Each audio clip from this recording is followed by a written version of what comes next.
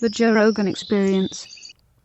That's the thing. That's the thing I always take away from it is just like, damn, dude, if we could just get organized even for like 2 or 3 years, we could just fix everything. Like the people really do have the power, at least right now, for a short window of time. But we really do. I mean, but people have to understand that we are all in this together, and that there's organizations that want to drive us apart.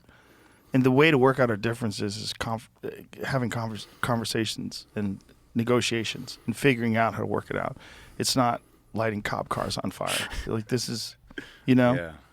But the spirit of those, like, not to defend any of that crap, but that rebellious nature in us is important too, though. It just has to be directed correctly. Right. You shouldn't be burning Waymos while holding a Mexican flag, trying not to get sent back to Mexico. I mean, you're confusing the fuck out of me, dog. Like, who is your oppressor? Is it the electric car? Is it the country which, you want to stay, but you're holding a flag of another country? Yeah. Like, why are you wearing a mask? Are you proud of this? Do you not want to get arrested? What are we doing? Are you scared of COVID? Like, I want to know. Well, it goes back to what you said about mass manipulation, and also like we've all sort of lost our identity. That's why politics has become so prevalent in like the way people represent themselves to other people, and like that's like as our culture and our tradition and like sort of the knowledge of where our families and all of that stuff comes from. Like we're just little boats out in a big ocean, and we're looking for some kind of identity to reach out and grab. And politics, they make politics so easy to reach out and grab and make, just like in the same way that people just absorb themselves into sports. Exactly. They're way out of shape, but they refer to their sports team as we. Like our defense did really Jamie good. does that all the time. We won. Talks about a college. Where I'm from. Some college where he's from. Well, that's maybe. Get out of here. Maybe if he's from there, though, then it doesn't count. But I'm just fucking around. Yeah. I'm not a team sports guy. I'm a combat sports guy, and I would never say we won. Like if Kamaru Usman beat somebody, I never say we won. Kamaru would call me up. What the fuck are you saying, man? We. You know what I did in camp? How many rounds I sparred?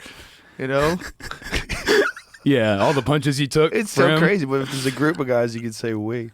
But that's so silly. I see that I just see that becoming more and more prevalent, where there's not like, I don't know. It's sort of just like, it's kind of even to expand on the thought of it. It's even like the way that now we've all just we're all in these subcategories of the way we would be if we were in prison. We're all like, in the same way that when we use the word black and white to describe like, how many different types of white and black are there that all just get merged? It's like it creates this maybe like group identity that's a lot easier to control. Like for sure. Well, and then it shifts over time. Like my family wasn't white. My family was Italian. They were disparaged when they first came to America from Europe. And my grandfather used to tell me terrible stories of what happened to him when he was a boy living in America as an Italian. They treated them the same way terribly racist people were treating people from Guatemala that sneak in here. It's the same kind of thing. Yeah. And then after a while, they sort of integrated, and now I'm white. Yeah, now you're just a white person. Now I'm just a regular white. But it's easy now in big public narrative and stuff it's a lot easier to accuse you and 30 other different nationalities of people who are all very culturally different and unique, and just call all of you white people, and then pick the worst thing that one of those nationalities did and just cast it among the whole group. But it happens with every ethnicity, every identity. The goal is to like put everyone in the world in one of 3 or 4 buckets, and then hopefully figure out how to just put all of them into one bucket eventually. It's like it's so much easier to control 2 or 3 different types of people than it is 30 or 40 or 100 or 1,000. Which is also, I think, why they never fix the problems that ail our inner cities. They want to keep that conflict. I really believe that. Because if somebody wanted to have a better, stronger economy, the first thing you would do is you want more people in the workforce. So you'd want less people that are disenfranchised, completely out of society, felons, all that stuff. That doesn't do anything but cost the country money, right? Unless you have private prisons. Now in private prisons, those people become a business, and then that business contributes to the escalation of laws. And they want to make sure that laws stay in place because that way their business is always full. They have plenty of customers. Their customers are human beings that they turn into batteries to generate money. That's what it is. It's like those people, every person they have in there, they get more money, which is wild. It's wild that we allow that. But then it's also like keeping a certain amount of crime in certain areas ensures that you're always going to have debates over law enforcement. You're always going to have conversations over disenfranchisement. We need DEI. We need this. We need quotas. We need to hire more people of this or of that, ignoring the fact that a lot of these things, especially with universities, are the most racist, especially towards Asians. They're racist as fuck towards Asians. There's lawsuits about it. Harvard, is that still going on, the Harvard lawsuit? Where they specifically made their application process, like the whole acceptance process, more difficult for Asians because they were kicking too much ass. They had too many like Asian people that were willing to fucking work their ass off, study 12 hours a day, get straight A's. They're like, man, there's too many of these folks. We got to make it tougher. What did they do to make it more difficult specifically? They attached a bunch of things. I believe the argument is they attached a bunch of things like social stuff. Like, how much do you engage in, activism? How often are you involved in, social activities on campus? What other things are you doing other than just pure academic work? They're like trying to slow them down.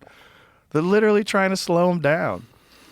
Yeah, that's another great example too. Like even just that they can blanket Asian like that as such a. Right.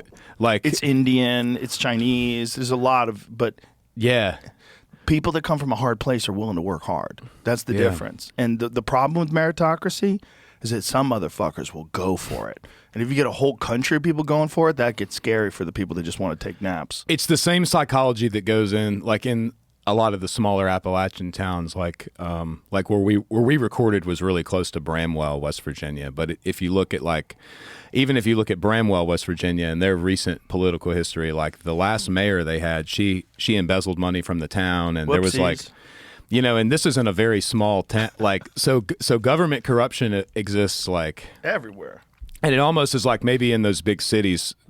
I understand definitely that I think things are intentionally neglected, like to create chaos and to create this, like you said, this need for more resources and more.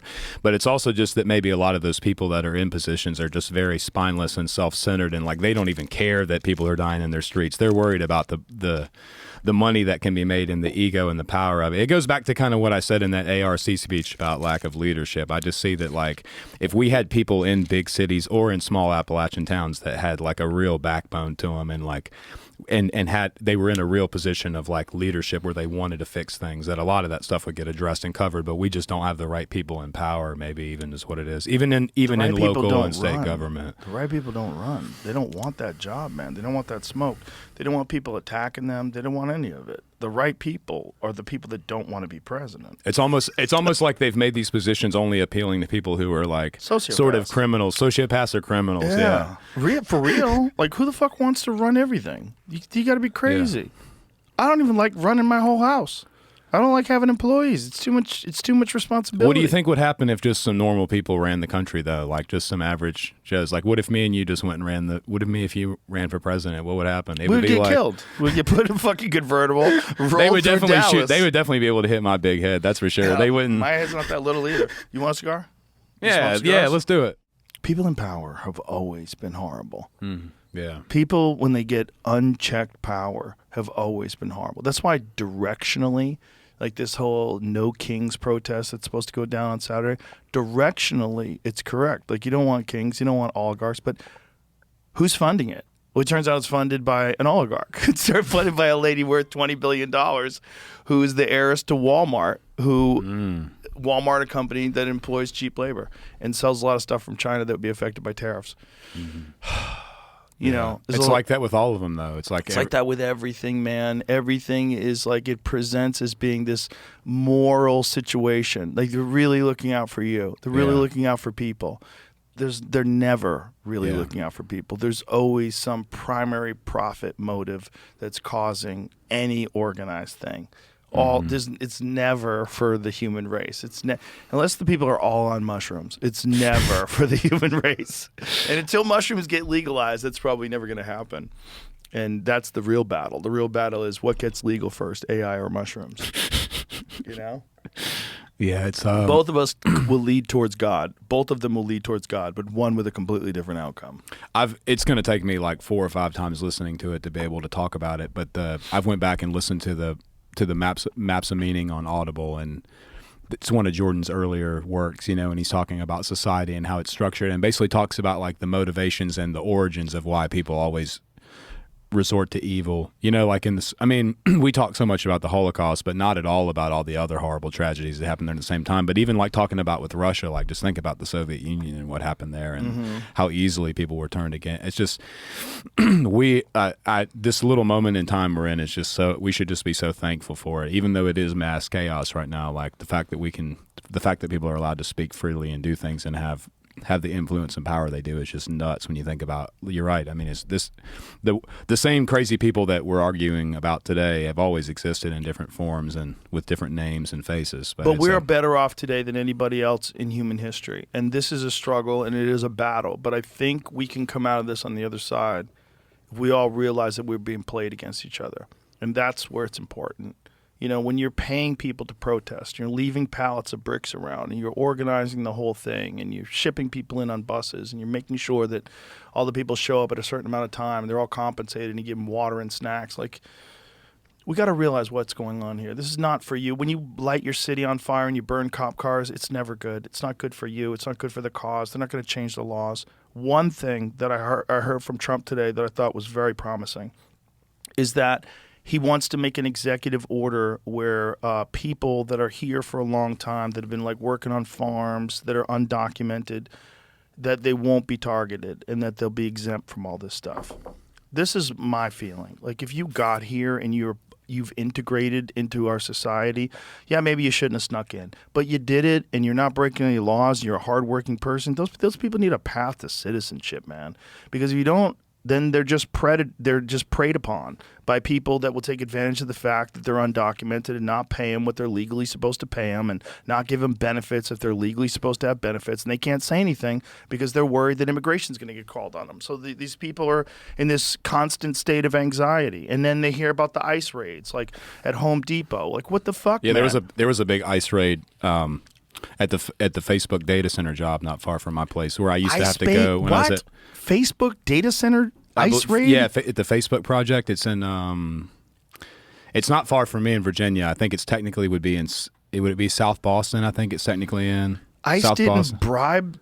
Or Facebook didn't bribe ICE. There's if I was Facebook, I would have fucking bought ICE some new cars. There's a big job a big job site that I used to have to go on that's in the southern part of Virginia, like not far from North Carolina. And somebody was sending me pictures there from the other day, but they had a big ICE raid, and there was dudes like running through people were just escaping the job, like running away from the job and stuff. It was nuts. But why?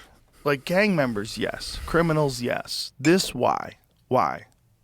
Like, I think, as crazy as it sounds, the only way to do this and look like you have a heart is evaluate people on a case-by-case basis. Like, there's good people.